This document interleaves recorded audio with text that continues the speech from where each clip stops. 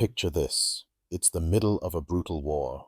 The air reeks of smoke and mud, the sky glows with artillery flashes, and every sound could be the last one you hear. You've been taught that the people on the other side are monsters, faceless enemies, and then, one cold night, you hear something completely unexpected drifting over the battlefield. Singing. Not war cries, not commands. Christmas carols. Soldiers stand up from their trenches. No shots are fired. A few brave souls walk into the deadly no man's land. And instead of bullets, they trade cigarettes, chocolate, and handshakes. Tonight, we're diving into real stories exactly like that. Moments when enemies stopped fighting, helped each other, and sometimes even became friends. From world wars to forgotten conflicts, these aren't legends. They're documented events. Stay with me, because some of these stories are going to challenge everything you think you know about war and human nature. In war, the story we usually hear is simple: good guys versus bad guys, victory versus defeat. But history is full of quiet moments that don't fit that script. When hatred paused and soldiers suddenly saw each other not as targets, but as human beings. That's what this video is about. True tales of battlefield truces and unlikely alliances, from famous events you might have heard of to astonishing episodes history almost forgot. We'll travel from the frozen trenches of World War I to jungles, deserts, and even a soccer field where a match stopped a war. Each story will peel back another layer of what people are capable of when everything is on the line. If you're into deep story-driven history like this, consider subscribing and tapping the notification bell so you don't miss future episodes, and watch through to the end. We'll pull all these stories together and talk about what they reveal about us, even far beyond the battlefield. Let's start with perhaps the most famous truce of all, the Christmas Truce of 1914. It's World War I, Western Front. British and German troops face each other across a muddy wasteland of barbed wire and craters. The official orders are clear: no fraternizing, no mercy. But on Christmas Eve, German soldiers begin singing Stille Nacht, Silent Night. British soldiers recognize the tune and join in from their own trench. Soon, candles and makeshift Christmas trees appear along the German line. By morning, a few men climb out with their hands raised. Instead of firing, opposing soldiers meet, swap gifts: chocolate, buttons, cigarettes, even uniform patches. They show photos of family. There are reports of impromptu soccer matches in no man's land. For a few extraordinary hours, one of the deadliest battlefields on Earth turned into a bizarre, peaceful gathering. Commanders hated it, but frontline soldiers, on both sides, never forgot it. Now let's zoom in on one specific moment from that truce: the soccer games. Accounts differ on details, but several diaries and letters describe football matches breaking out between enemy troops. Imagine it. Men who hours earlier were trying to kill each other now arguing about offside calls and laughing at bad kicks. For these soldiers, soccer was a shared language. They didn't need to speak each other's words to understand the rules, the teasing, the competitive spirit. One British soldier later wrote that it was the most extraordinary thing he'd ever experienced. This surreal sense that the war had simply paused. Of course, it didn't last. Command structures clamped down, artillery resumed, and by New Year, the killing was back in full force. But the image of enemies sharing a game in no man's land still haunts us, because it hints at something terrifying and beautiful. How easily war could have gone differently had different people been in charge. Fast forward to World War II, North Atlantic, December 1943. A damaged American bomber, the B-17 Ye Olde Pub, is limping back from a mission over Germany. It's shredded, engines out, tail almost gone, crew wounded. Suddenly, a German fighter pulls alongside. The American crew braces for the end. But the German pilot, Franz Stigler, sees something. The crippled bomber is no threat, its guns silent, its crew obviously desperate. He remembers his commander's words: "You are a fighter pilot, first, last, always." But if I ever hear of you shooting at a man in a parachute, I'll shoot you myself. Stigler decides he can't finish them off. Instead, he flies next to the bomber, motioning for them to turn towards safety, even escorting them over flak zones. Only once they're over the sea does he salute and turn back. Decades later, the American pilot Charlie Brown found him, and the two became close friends until their deaths. In the brutal Pacific theater of World War II, stories of mercy are rare, but not absent. On several islands, U.S. Marines and Japanese soldiers sometimes broke the script in small, personal ways. One account describes an American medic crawling into no man's land under fire to treat a wounded Japanese soldier. The Japanese troops could have killed him instantly, but instead they held their fire, watching as he bandaged the man and dragged him to shade. Another story involves Japanese soldiers leaving notes or small flags near American wounded, indicating they should be treated, an unspoken acknowledgement of shared suffering. Neither side's official doctrine encouraged this. On the contrary, propaganda painted the enemy as subhuman. Yet, in the chaos of jungle warfare, individual soldiers occasionally saw each other as something more than uniforms. These weren't formal truces, no handshakes, no soccer games, but they were micro-alliances of compassion, risky acts that could have been punished by their own commanders if discovered. Sometimes enemies became allies not out of compassion, but out of sheer necessity. During the Korean War, the front lines shifted constantly. Stories emerged of small units from opposing sides cut off by weather or geography, forced into temporary coexistence. One such account tells of a snowy mountain where Chinese and UN troops found themselves stranded by a blizzard. Visibility dropped, radios failed, resupply was impossible. According to some veterans, informal ceasefires formed almost by instinct, both sides too exhausted and frozen to fight. Men huddled in separate foxholes, but no one fired. There were even whispered exchanges of cigarettes and food thrown across gaps in the dark. Was this official?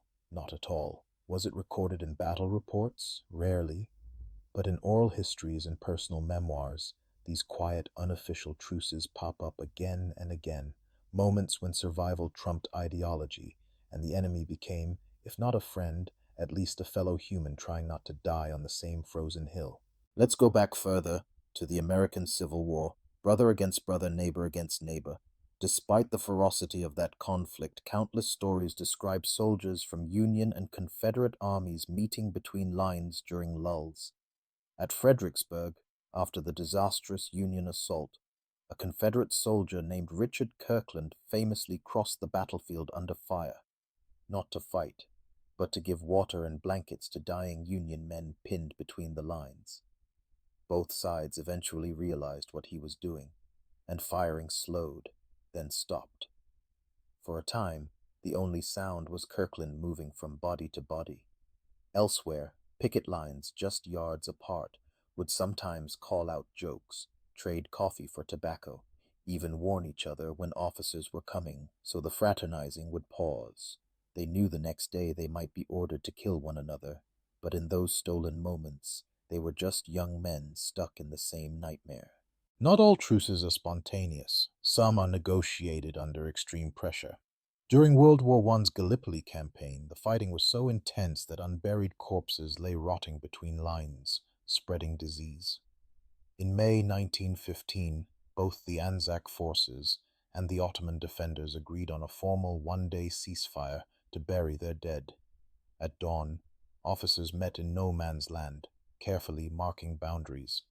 Then, Turks and Anzacs worked side by side, digging graves, carrying bodies, sometimes friends, sometimes people they'd killed. There are accounts of soldiers exchanging cigarettes and small talk, even comparing equipment. By sunset, the grim work was done. The officers shook hands, and each side returned to their trenches. Minutes later, gunfire resumed. The transformation is jarring, from cooperation to killing, just like flipping a switch. But that burial truce left a deep impression. Many veterans later said it was the first time they'd realized the enemy had families, jokes, and grief of their own. Sometimes alliances appear in the most unexpected landscapes. In the 1930s Chaco War between Bolivia and Paraguay, the fighting took place in a harsh, arid region where water was more precious than bullets. There are reports of Bolivian and Paraguayan patrols encountering each other at remote wells and, instead of fighting to the death, quietly agreeing to share. In some cases, they established informal rules. Certain water points wouldn't be attacked at night. Wounded men from either side would be allowed to drink. Soldiers would arrive, weapons at the ready, then slowly relax as they recognized familiar faces from previous encounters. These fragile understandings were never official policy, and they could collapse instantly if officers appeared. But they reveal something powerful. In extreme environments, the enemy can become a partner in survival. For those men, thirst, heat, and disease were greater threats than each other, and water, in that moment, was a stronger bond than any uniform. Not all wartime alliances are between regular armies. In many conflicts, resistance fighters, partisans, or indigenous groups have joined forces with former enemies when faced with a greater threat. During World War II, for instance, some German officers in occupied territories quietly cooperated with local resistance movements, passing information, delaying orders, or looking the other way. In the Balkans, alliances shifted constantly. Communist partisans, royalist guerrillas, and Axis collaborators sometimes fought, sometimes cooperated, depending on who threatened them most that week. On a smaller scale, individual Wehrmacht officers have been documented hiding civilians or assisting local fighters in exchange for safe surrender later. These are messy, morally complicated stories. No one is purely hero or villain, but they show how war can scramble loyalties. When survival, conscience, or practicality demanded, yesterday's sworn enemy can become today's crucial ally, even if both sides know the alliance might crumble the moment the balance of power shifts again. We usually think of truces as quiet pauses, but sometimes they're loud, joyful, and full of chaos. One of the strangest examples comes from the 1969 football war between El Salvador and Honduras. Decades later, in another Latin American conflict, a reported Christmas Eve ceasefire turned into an all-night party. Accounts describe soldiers from both sides meeting in a neutral village, sharing homemade alcohol, playing music, and dancing with locals. Weapons were set aside in piles, while men who had exchanged gunfire days earlier now exchanged jokes and dance partners.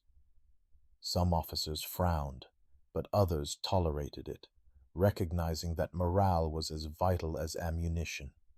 By morning, the war resumed, hangovers and all, but that night left its mark on everyone who witnessed it. It's a reminder that even in the middle of organized violence, people still crave celebration, rhythm, and community. And for a brief moment, the front line turned into a dance floor instead of a killing ground. One of the most extraordinary modern examples comes from 2006 in Ivory Coast. In the city of Bouaké, a ceasefire during the Civil War led to something no one expected: a massive soccer match between government soldiers, rebel fighters, and civilians, all on the same field. Organized as a peace gesture, it brought together men who had recently faced each other at roadblocks and ambushes. For 90 minutes, colors and allegiances mattered less than who could dribble, who could score, who could make the crowd roar. The stadium became neutral ground, literally and symbolically. Afterward, players exchanged jerseys, embraced, took photos.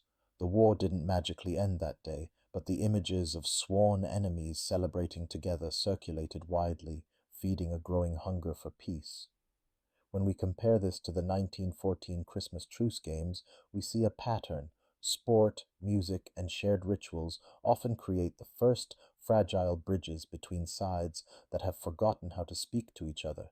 Across all these stories, from muddy trenches to tropical jungles, frozen hills, deserts, and city stadiums, certain themes keep repeating. First, enemies become allies most easily when they're face to face. Distance dehumanizes, Proximity reveals fear, humor, and vulnerability. It's harder to hate someone when you've seen them laugh, bleed, or talk about home. Second, shared needs, water, safety, burial of the dead, even a simple game, can override ideology, at least temporarily. Whether it's a well in the Chaco, a graveyard at Gallipoli, or a soccer field in Ivory Coast, common ground often starts literally as common ground. Third, many of these truces were fragile, even forbidden. Commanders and propaganda machines usually tried to crush them because empathy can be contagious. Keep these patterns in mind because they don't just belong to history. They echo in modern conflicts, protests, online arguments, anywhere we're told the person on the other side is less than human. So, where does this leave us?